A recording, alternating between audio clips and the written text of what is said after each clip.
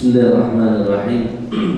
Assalamualaikum warahmatullahi wabarakatuh. Alhamdulillah, alhamdulillahi rabbil alamin, wa bihi nasta'inu ala umuri dunya wa din. Wassalatu wassalamu ala sayyidil mustafa Sayyidina Muhammadin wa ala alihi wa sahbihi ajma'in.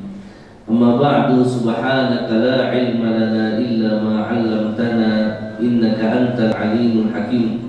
Subhanaka la fahma lana illa ma fahamtana innaka antal jawadul karim.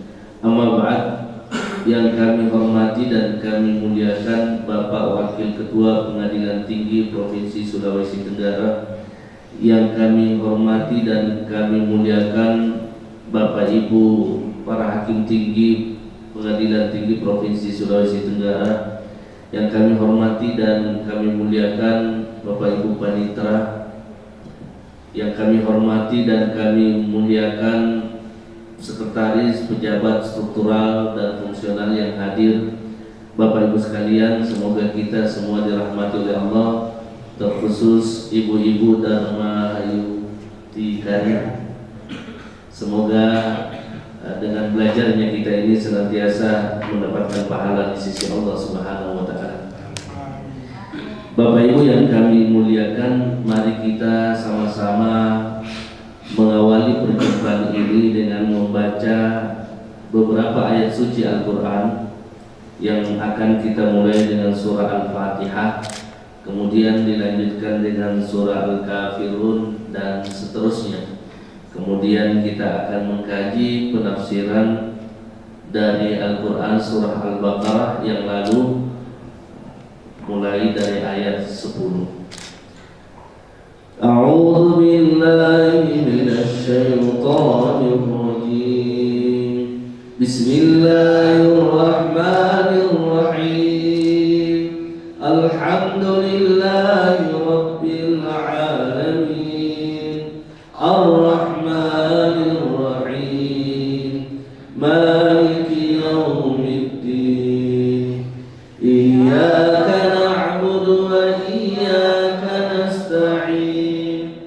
Ihdinas siratal mustaqim.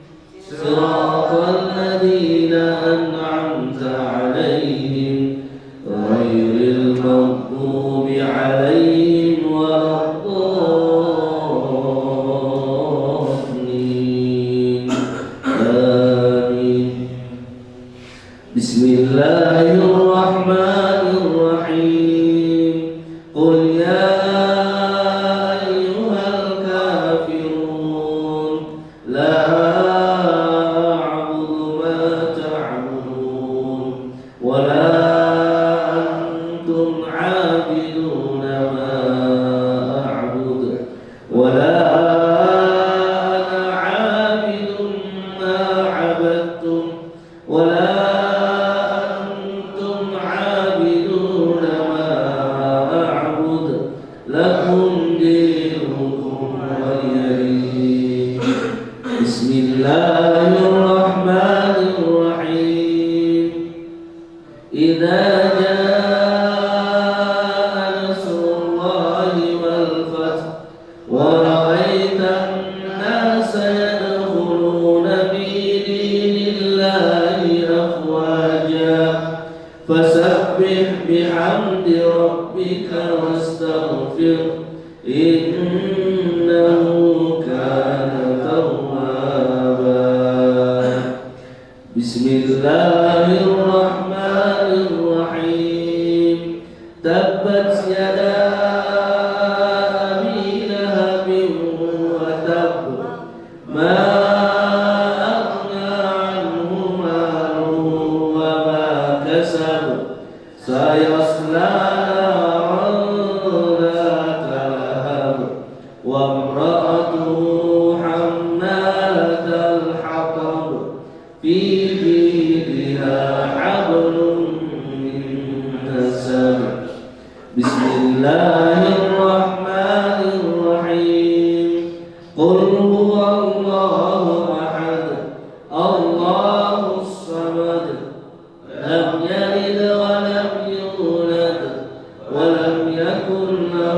كفوا أحد بسم الله الرحمن الرحيم قل هو الله أحد الله الصمد لم يلد ولم يولد ولم يكن له كفوا أحد بسم الله الرحمن الرحيم قل هو الله أحد الله الصمد لم يلد ولم يولد ولم يكن له كفوا أحد بسم الله الرحمن الرحيم قل أعوذ برب الفلق من شر ما خلق ومن شر غاسق إذا وقب ومن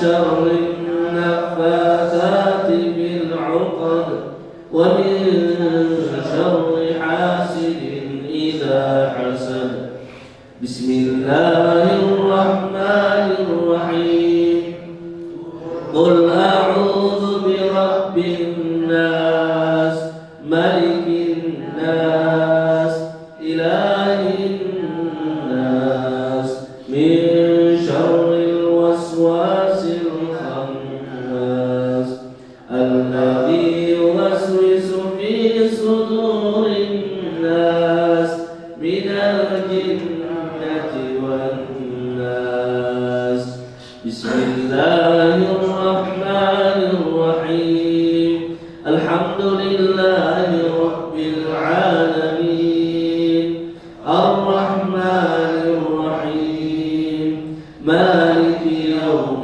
الدين إياك نعبد وإياك نستعين اهدنا الصراط المستقيم صراط الذين أنعمت عليهم غير المغضوب عليهم ولا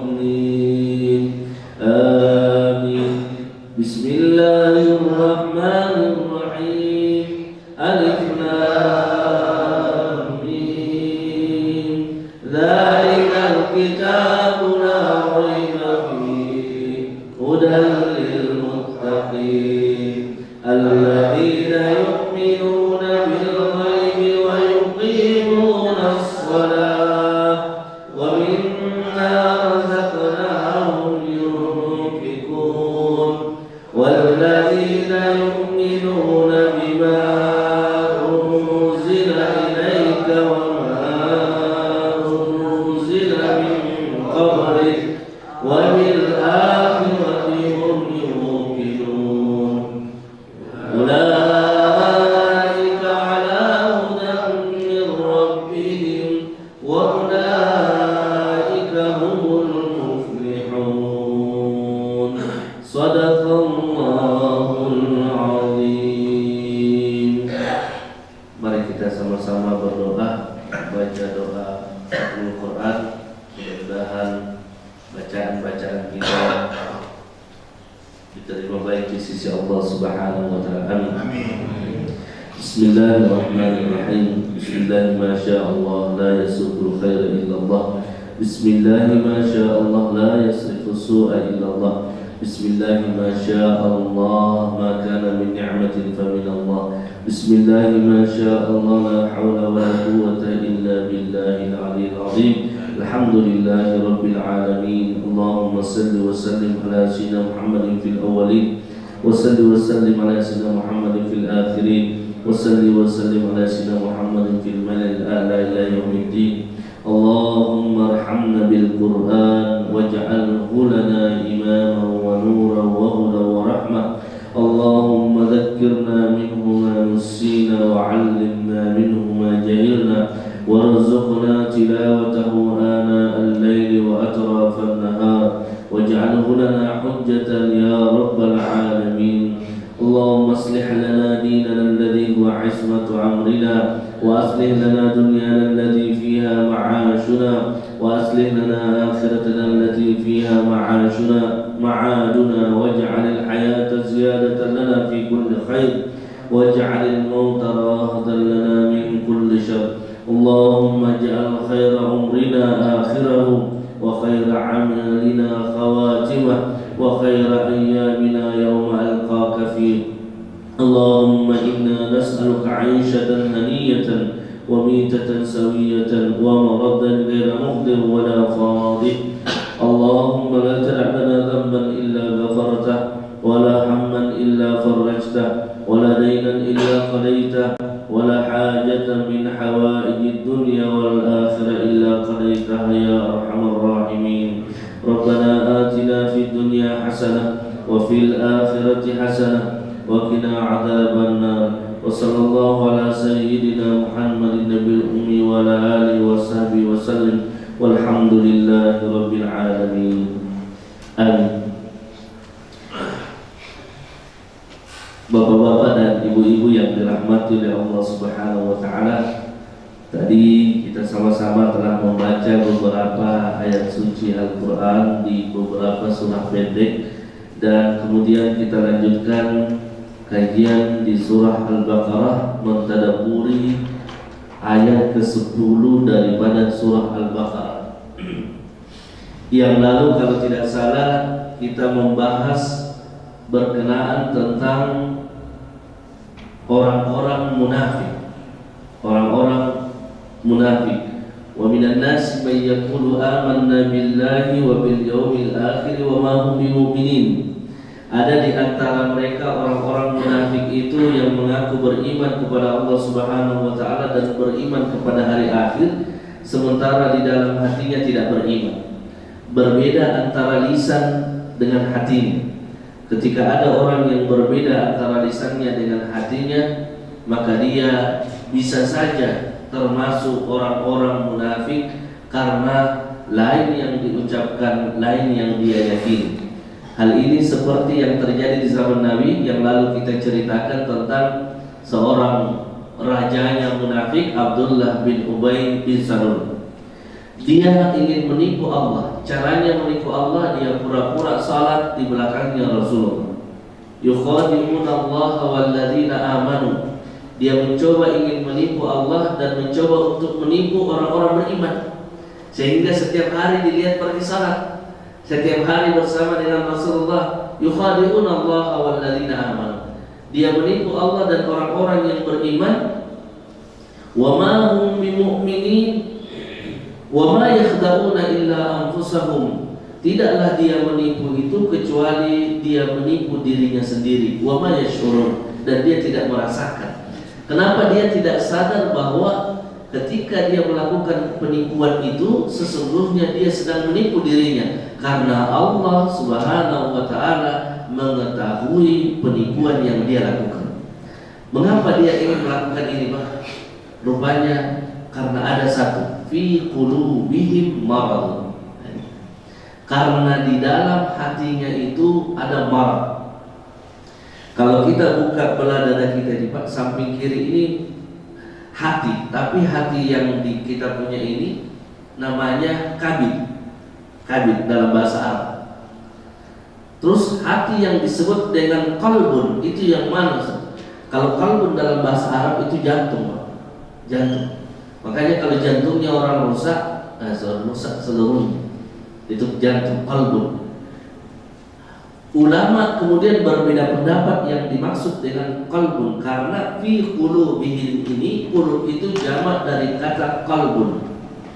Hati itu berbeda pendapat ulama. Yang pertama mengatakan yang dimaksud dengan qalbun itu adalah akal. Adalah akal. Karena kalau ada orang rusak akalnya, rusak semuanya. Makanya pendapat ulama yang pertama, makna qalbun itu adalah akalnya. Kalau akal itu rusak, tidak ada yang beres. Pendapat yang kedua yang dimaksud dengan qalbun itu adalah jantung. Karena kalau ada orang rusak jantungnya, tidak ada jantung, tidak bisa itu. Kecuali ada satu yang pernah kita sampaikan, seorang Habib yang kemudian tidak berdetak jantungnya tapi dia hidup, rupanya ada urat-urat, satu urat yang melewati di bawah jantungnya yang bekerja. Tetapi orang ini melakukan kebaikan-kebaikan, yaitu salah satunya orang yang paling rajin bersedekah. Ini saya lupa nama Habib itu. Beliau hidup tanpa menggunakan jantung. Itu bisa dilihat di berita-berita seorang Habib. Nah, fi qulubihim qalbun. Pendapat yang pertama, qalbun adalah akal. Kenapa? Karena kalau rusak akalnya, rusak semuanya. Yang kedua, dimaknai dengan jantung, karena kalau jantungnya yang rusak, tidak ada yang bisa hidup tanpa jantung secara akal pikiran manusia. Yang ketiga yang dimaksud dengan qalbun ialah sultanul jawari. Sultan itu adalah pemimpin, jawari itu anggota tubuh. Kalau sultannya ini baik, maka baik seluruh tubuhnya. Tapi kalau sultannya ini jelek, maka jelek seluruh tubuhnya. Ala wahyal qalb, di dalam hadis itu. Ala inna fil jasadi mudghah, idza salahat salaha al jasadu kullu, wa idza fasadat fasada al jasadu kullu. Ala wahyal qalb. Itu yang dimaksud dengan hati. Nah, hati ini tempatnya sakit, tempatnya bahagia, tempatnya senang, tempatnya rasa. Kalau dia tempatnya rasa, kata ulama, maka dia tidak dalam bentuk materi. Ini pendapat yang ketiga, bahwa qalb itu bukanlah sebuah materi, tetapi dia adalah yang diciptakan oleh Allah supaya menempati tempat-tempat seperti rasa yang dimiliki oleh manusia. Iman itu ada di dalam qalb. Iman itu ada di dalam qalb. Kekufuran juga, kemunafikan ada di dalam qalb. Makanya Nabi mengajarkan doa kepada kita, ya muqallibal qulub, tsabbit qalbi ala dinik wa ala ta'atik. Wahai yang membolak-balikkan hati, kuatkanlah hati kami untuk senantiasa taat kepada Allah dan kepada agama-Mu ya Allah. Tsabbit qalbi ala ta'atik wa ala dinik. Bapak Ibu yang kami muliakan, karena hati itu tempatnya rasa, maka dia bisa sakit. Itu kalau dia sakit, maka dia membutuhkan obat. Apa yang dimaksud di sini dengan maradun? Dalam bahasa Arab, maradun diartikan dengan da'fun. Da'fun itu artinya lemah, Pak. Kalau bapak-bapak di sini lagi sakit gigi, tiba-tiba anak-anak ribut, kadang kala kita marah, Pak. Kenapa? Karena sakit yang kita rasakan. Ketika ada orang sakit, maka ada kelemahannya. Itulah yang disebut dengan da'fun. Orang yang sakit jasadnya, maka dia akan melemahkan jasadnya. Bagaimana pula dengan orang yang sakit hatinya? Makanya ulama mengatakan hampir seluruh penyakit jasad itu berasal dari penyakit hati. Makanya Ustadz Danu kalau tidak salah ya, Ustadz Danu pengobatan itu, oh apa ini? Kanker. Oh ini hatinya. Ini karena ini dia tidak mau sampaikan kalau ada masalahnya. Sakit apa ini? Sakit ginjal. Oh ini arahnya itu ke hati. Kenapa? Karena memang ada hubungan antara hati dengan anggota tubuh. Makanya tadi hadisnya, kalau baik kalbunnya, baik yang lain. Tapi kalau buruk, maka akan ada anggota tubuh juga yang merasa sakit. Nah, kalau hati yang sakit dan dia hanya sakitnya di dirinya, dia tidak aplikasikan dalam kehidupannya, itu tidak masalah. Tidak masalah dalam artian tidak mencelakai orang lain.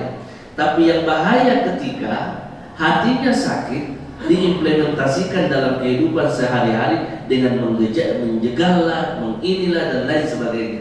Nah ini yang masalah karena dia berasal dari hati kita. Karena hati itu ada hati yang disebut dengan fuad. Dalam bahasa Arab itu, dalam Al-Quran disebut maka dzabal fuadu ma ra'ah. Ini fuad itu hati nurani.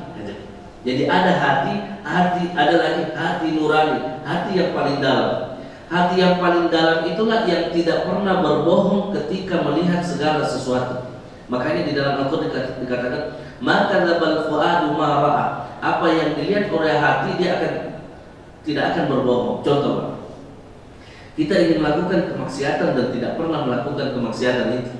Ketika kita ingin melakukan kemaksiatan itu akan berbicara di dalam sini, jangan lakukan itu. Itu yang berbicara hati itu, yang tidak pernah melihat sesuatu dengan pandangan yang jelek. Dia selalu melihat pandangan yang baik. Kalau kamu ambil ini, kamu akan melakukan ini. Diingatkan di dalam fuad namanya. Itu disebut dengan fuad dalam kajian keislaman. Makanya ada ulama yang mengatakan istafti qalbak, mintalah pendapat di dalam hatimu. Saya mau pergi ke Rah, dalam hati saya mengatakan, wah ini tidak enak perasaan saya, tidak usah pergi. Kenapa? Ada sesuatu. Itu istafti qalbak namanya. Tanyakan di dalam hatimu. Maka kebaikan dengan keburukan sebenarnya, Pak, kebaikan dengan keburukan itu, hati itu bisa berbicara tentang kebaikan dengan keburukan.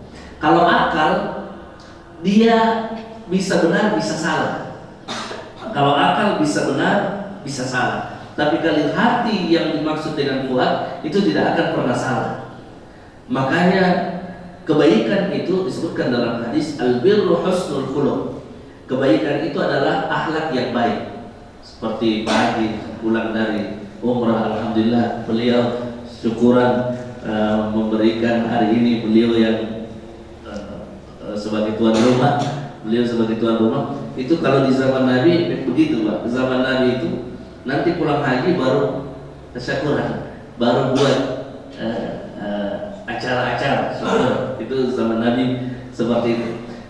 Al-birru husnul khuluq. Kebaikan itu adalah akhlak yang baik.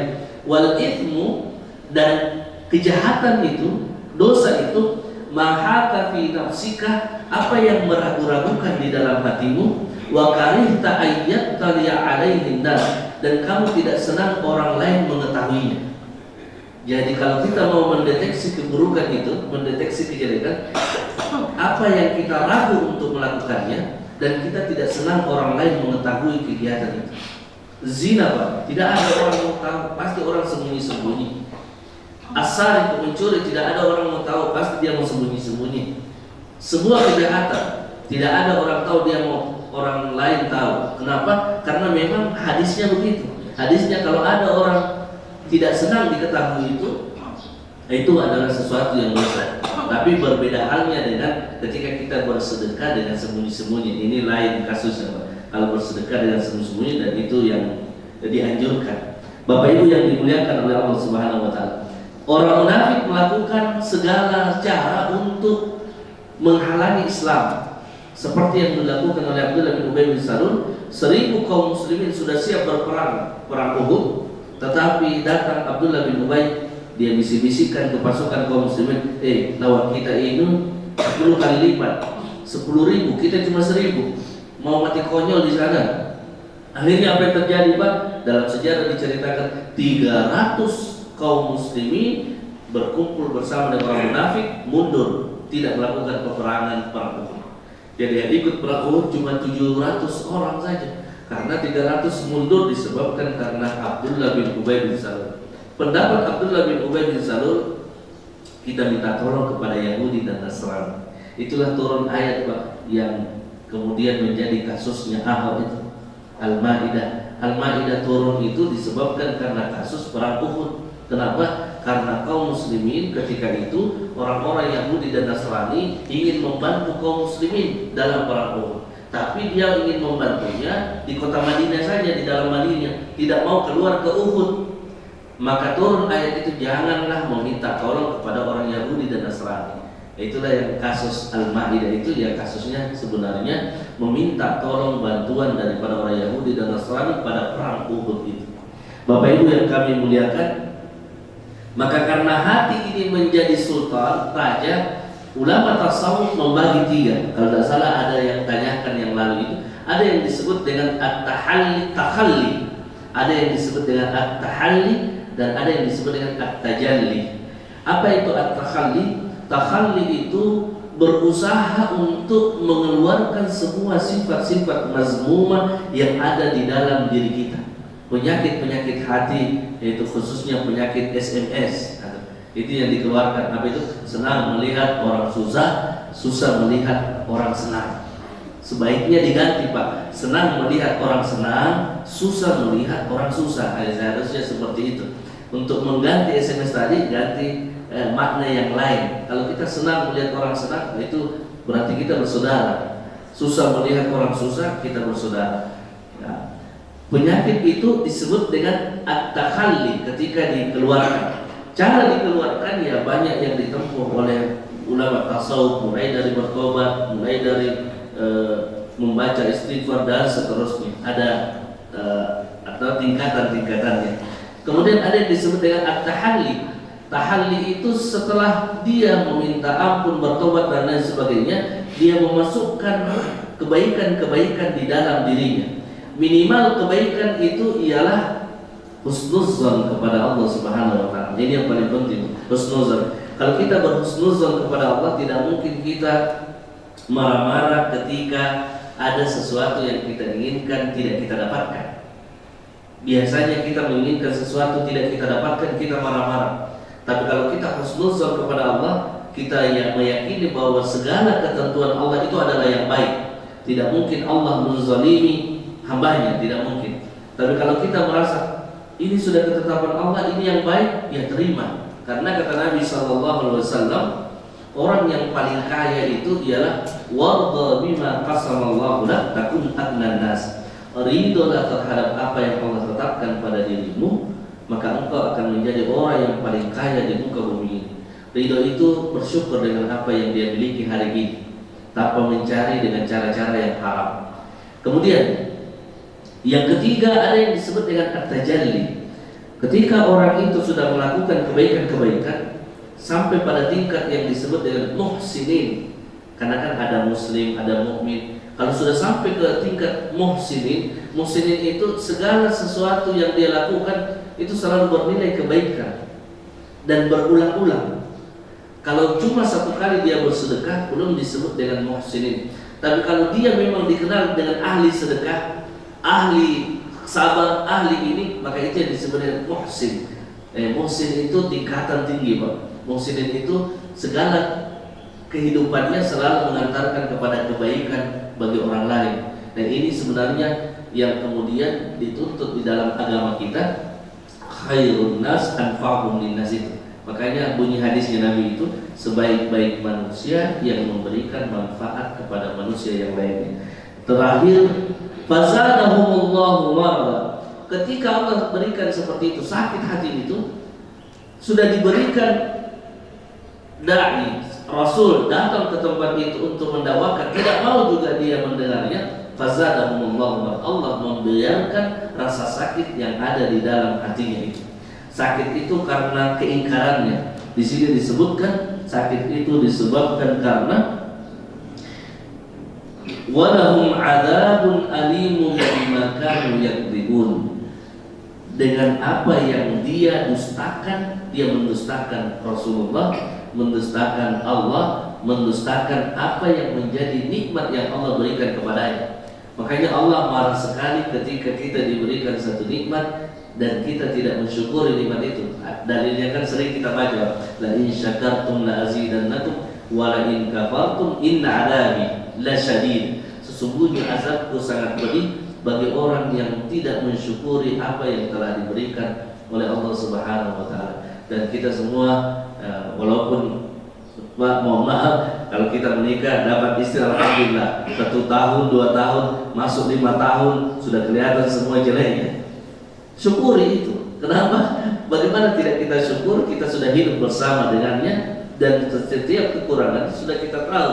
Maka itu menjadi sebagai kelebihannya dan kekurangannya sudah bersatu antara kita dengan mereka. Ini mungkin sebagai pelajaran yang bisa kita ambil dari ayat ini sebagai pendahuluan. Terima kasih banyak atas segala perhatian. Baik, terima kasih Pak Ustaz atas materi kita pada hari ini. Sebuah materi yang sangat menarik sekali.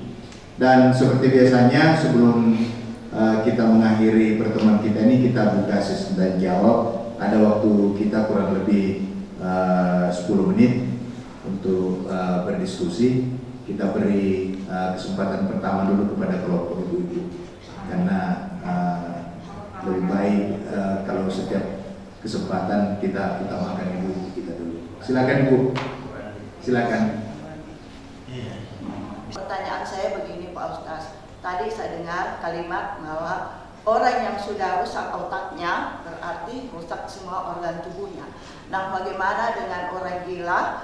Apakah dapat dikategorikan dia sudah gila atau munafik? Sebaliknya Pak Ustaz, apakah orang yang sudah muslim terus dia masuk Nasrani terus kembali lagi ke muslim, apakah dia dikategorikan juga gila atau munafik? Terima kasih Pak Ustaz.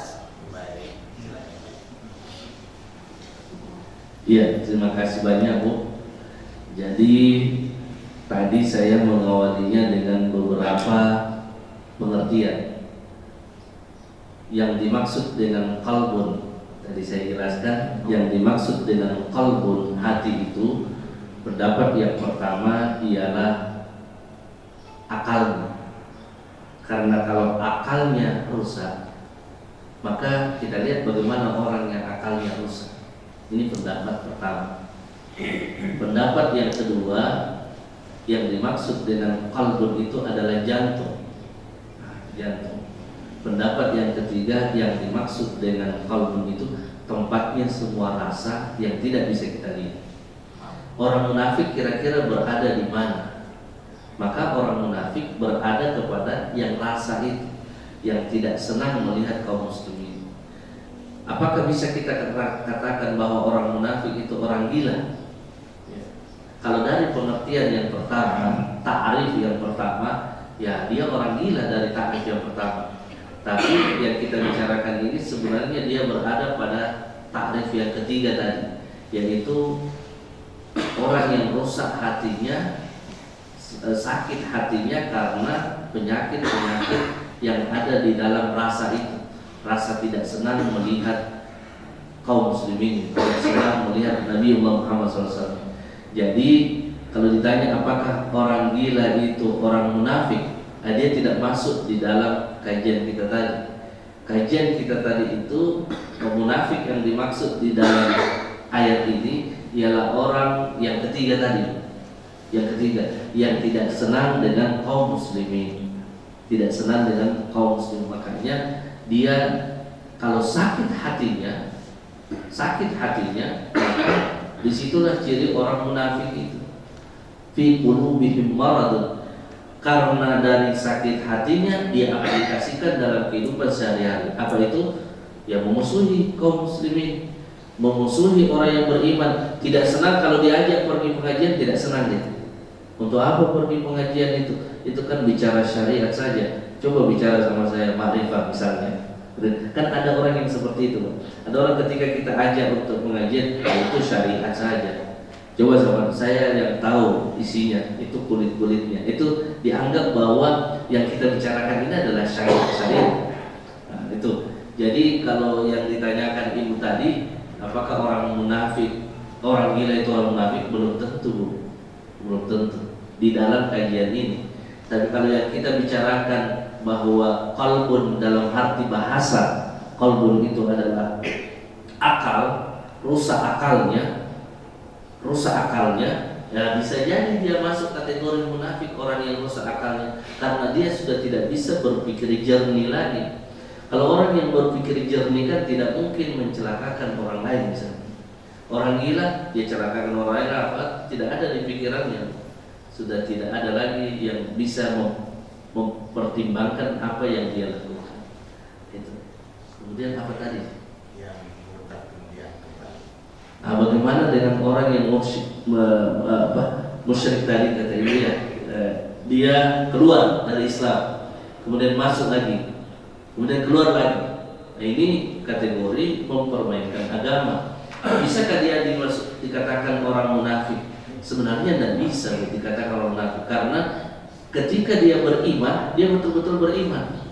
Tapi ketika dia ragu, keluar imannya, dia keluar lagi. Jadi dia ya kafir muslim sebenarnya. Karena yang munafik itu yang dia tidak sesuai di dalam hatinya dengan lisannya. Contoh Bu munafik.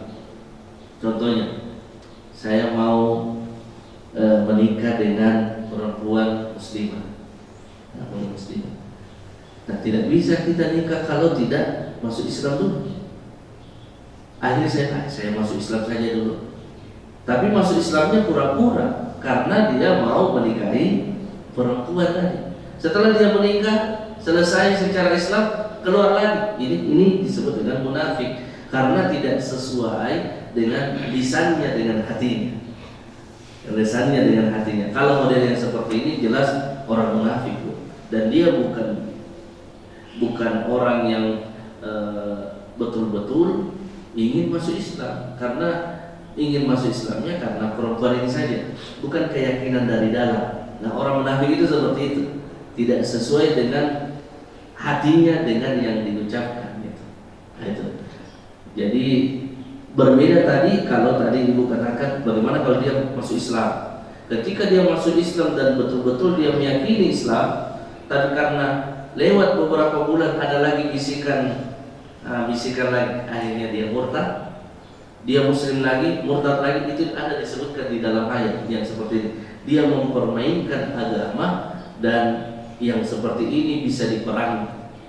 Kenapa bisa diperangi? Karena bisa jadi dia membocorkan rahasia-rahasia kaum muslimin. Makanya Abu Bakar As-Siddiq ketika dia menjabat menjadi khalifah, 3 yang diperangi. Yang pertama orang yang murtad, yang kedua orang yang tidak membayar zakat, dan yang ketiga para nabi-nabi palsu, Musailamah Al-Kadzdzab. Itu diperangi oleh Abu Bakar As-Siddiq. Ya, kasih. Selanjutnya dari dulu masih ada waktu kita kurang lebih 5 menit. Silakan kalau tidak ada Pak. Saya silakan kawan. Apa manfaatnya membaca Al-Quran secara tuntas, manfaatnya apa saja? Yang kedua lagi, bagaimana cara kita ini yang terbaik cara membacanya? Kita tiap hari melakukan itu biar kita lebih semangat lagi, biar lebih paham lagi. Terima kasih.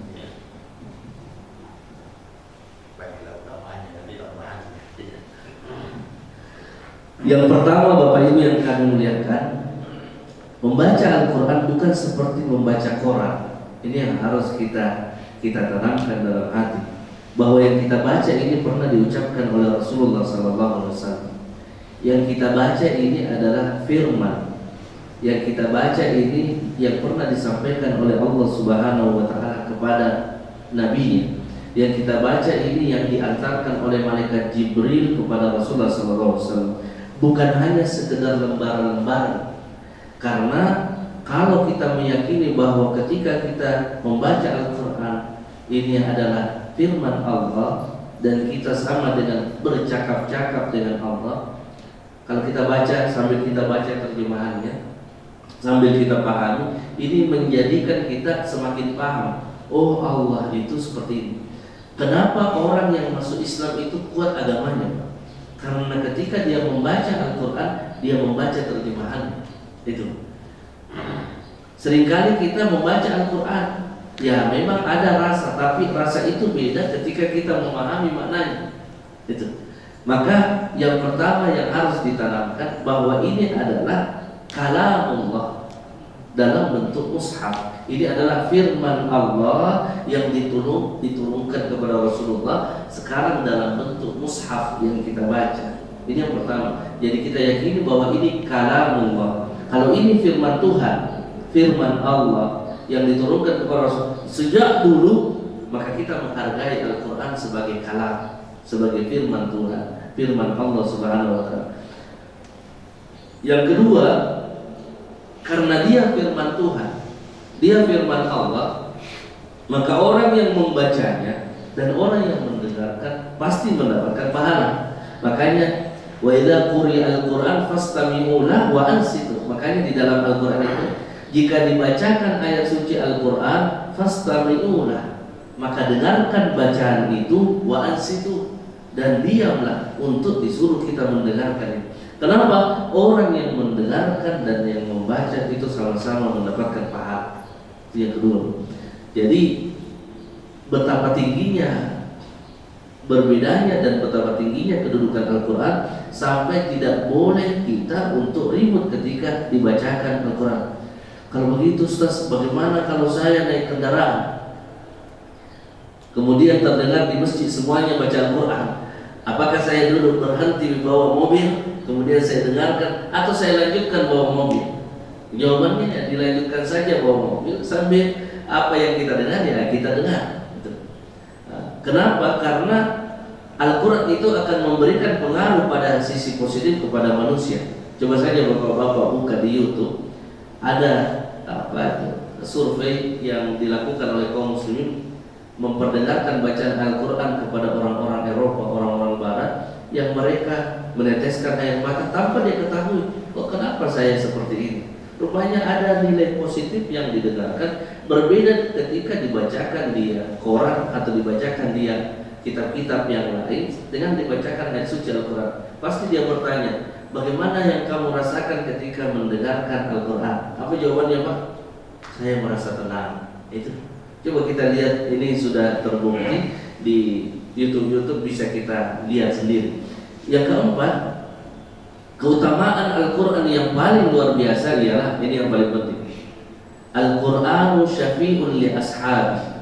Al-Quran itu akan memberikan syafaat kepada orang yang selalu membacanya dan mengamalkan. Bayangkan Bu, kita semua nanti akan masuk kubur, Bapak Ibu, masuk kubur. Bahagianya kita kalau yang menjawab semua pertanyaan itu adalah Al-Quran. Itu betapa bahagianya kita. Ketika nanti di kuburan kita datang mungkar dan nakir, bukan kita yang menjawab, bukan itu, tetapi amanat kebajikan kita salah satunya adalah Al-Quran itu. Kenapa? Kebalikannya, Pak. Al-Quran hujjatun laka au alaika. Ada dua hadis Nabi. Itu dalam hadis yang panjang disebutkan as-sabru burhanu wa sabru diya wal Quran hujjatun laka au alaika. Al-Quran itu bisa menjadi teman dan bisa menjadi musuh. Itu. Kenapa Al-Quran bisa menjadi musuh? Karena ada orang yang punya Al-Quran tidak pernah dia baca. Nanti dia baca saat dia akad nikah saja. Akad nikah baca Al-Quran, setelah itu mau meninggal baru baca Quran. Yang rugi itu, Pak, yang rugi itu, mohon maaf, saya kadang melihat miris ketika ada orang selalu diajak baca Quran, tidak mau baca Quran, pas mau meninggal dibacakan Yasin. Yasin. Padahal waktu hidup malah sekali baca Quran. Ini miris kita. Ini kan selalu diajak baca Quran, pas mau meninggal Yasin wal Quran. Tapi waktu hidup dia sendiri malas baca Al-Quran. Nah, ini Al-Quran bisa menjadi musuh. Makanya di hadis itu kadang hujjatun laka, dia bisa menjadi hujjahmu. Hujjah artinya yang mempertahankan kamu, au alaika, dan dia bisa menjadi musuhmu ketika kita tidak mengamalkan isi Al-Quran. Keutamaannya banyak sekali ya. Tidak perlu saya, yang jelas yang paling penting menjadi keutamaan itu, Pak, dia yang akan menjawab semua pertanyaan mungkar dan nakir. Kalau kita berteman dengan Al-Quran, betapa banyak orang, mohon maaf Bapak Ibu, betapa banyak orang yang tidak ada pekerjaannya, tapi dia menghafal Al-Quran. Maka Allah muliakan ini menghafal Al-Quran. Kerjaannya cuma mengaji, menjadi imam, mengajar anak-anak kecil, tapi hidupnya cukup. Apa yang dia inginkan ada, mau kemana ada. Ini. Kenapa? Karena Al-Quran ini berkahnya Al-Quran. Karena keberkahan Al-Quran itu semuanya bisa kita dapatkan berkah Al-Quran. Cuma kadang itu saja kekurangannya. Ketika kita tidak meyakini semua keutamaan-keutamaan itu. Ketika kita tidak meyakini, ya bagaimana caranya kalau tidak diyakini? Saya berteman dengan banyak pimpinan-pimpinan pondok tahfiz di sini, Pak. Ustaz Alfi, Ustaz Endre, Ustaz hampir rata-rata saya berteman. Hidupnya alhamdulillah cukup semua. Cukup maknanya ya mau ini ada, mau ini ada. Jadi mau ke sana kemari ada. Bahkan ya orang yang berteman dengan Al-Quran menjadi keluarga Al-Quran. Kan di dalam Al-Quran nanti mereka para pembaca Al-Quran itu akan ditempatkan sesuai dengan hasil bacaannya sampai di mana dia baca. Jadi Bapak Ibu sekalian, saya tidak takut-takutin.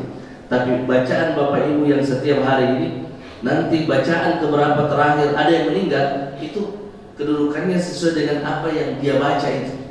Itu kedudukannya seperti apa? Itu disebutkan di dalam hadis Nabi SAW. Seseorang tergantung sampai di mana bacaannya Al-Quran itu. Nah itu bagusnya kita mengadakan seperti itu, Pak. Mengadakan khatam Al-Quran ada di list itu luar biasa. Kenapa? Karena memberikan semangat untuk membaca dan saling menyemangati. Itu yang luar biasa. Di kampus-kampus Islam ya wajar kalau ada. Tapi kalau di pengadilan, di kepolisian itu mengadakan seperti di sana juga di rumah sakit Bayangkara gitu. Rupanya seperti itu juga. Artinya kita saling semakin sadar bahwa membaca Al-Quran ini keutamaannya sangat banyak. Dan yang paling menjadi keutamaan besar itu menjadi syafi'. Syafi' itu orang yang paling dekat dengan kita. Makanya kalau dia paling dekat dengan kita, maka dia menjadi hujjah kita.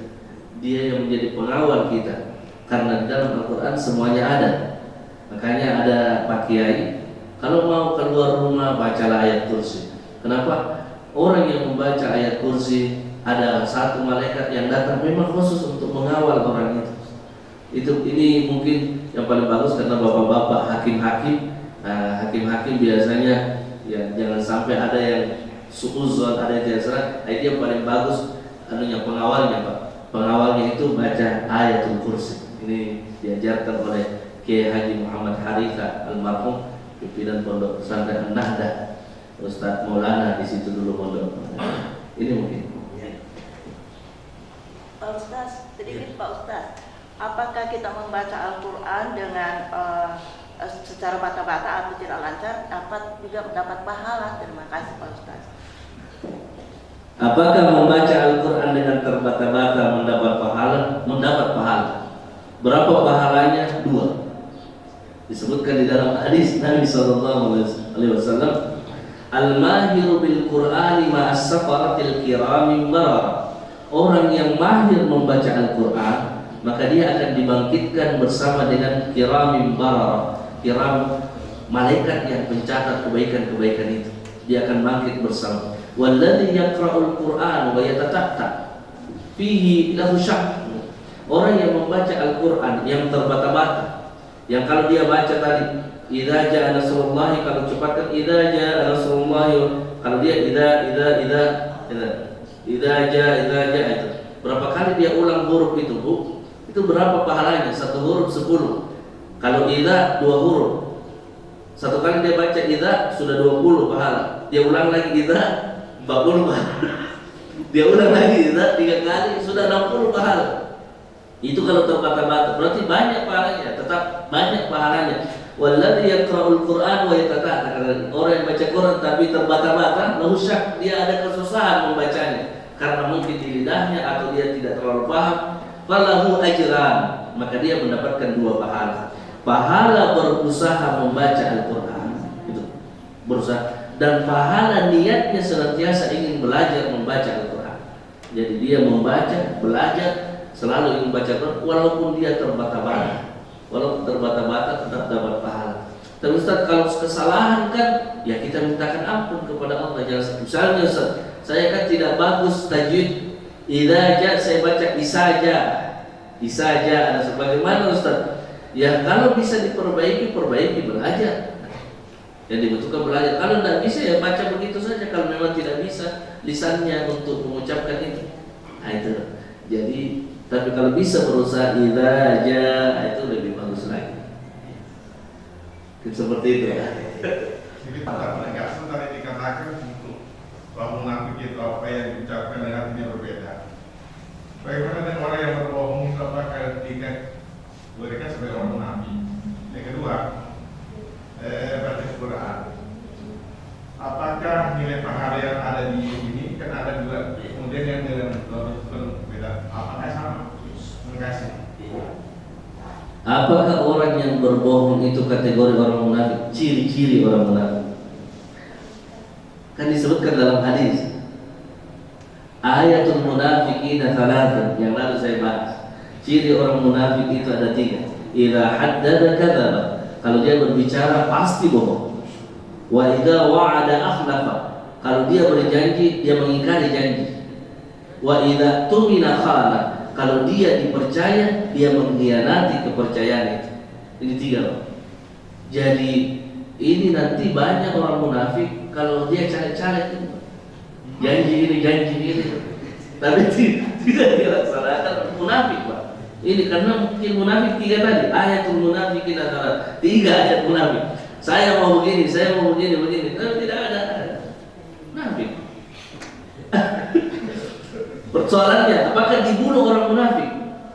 Dalam kitab tafsir Al-Jami' li Ahkamil Quran ada 4 pendapat, tapi semuanya tidak membunuh orang munafik. Nabi ketika Abdullah bin Ubay bin Salul mau meninggal, dia bilang apa? Ya Rasulullah, berikan saya bajumu yang di luar. Ada yang mengatakan surbanmu untuk saya pakai meninggal ya Rasulullah. Dalam keadaan begini saja masih cari muka ini Abdullah bin Ubay. Kata Umar, ya Rasulullah, saya tebas kepalanya orang ini ya Rasul. Kata Rasul, jangan, ini manusia, dia walaupun munafik ya dia tetap manusia yang tetap mengucapkan syahadat. Dia tetap bersyahadat.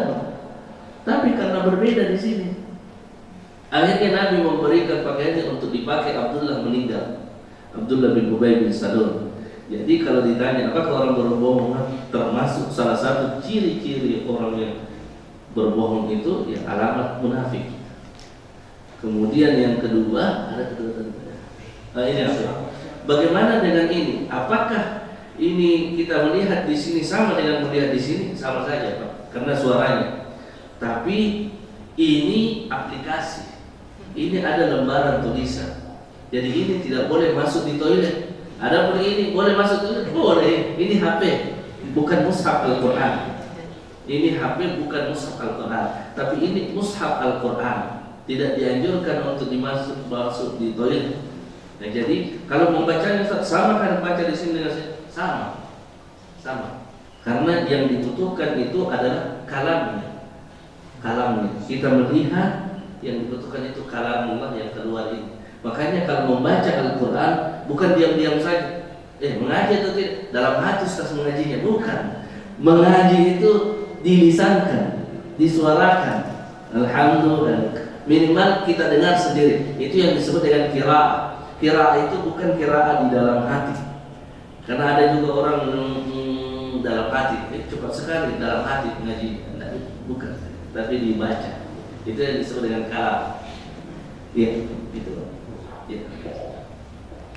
Baik, Bapak Ibu jemaah sekalian yang sama berbahagia, menarik diskusi kita pada hari ini. Tapi seperti biasanya waktu juga yang membatasi kita pertemuan pada hari ini, sehingga kita harus akhiri dengan ucapan terima kasih yang sebesar-besarnya khususnya kepada Pak Ustaz beserta para hadirin sekalian, dan teristimewa lagi kepada Pak Dar selaku tuan rumah pada hari ini. Terima kasih yang sebesar-besarnya.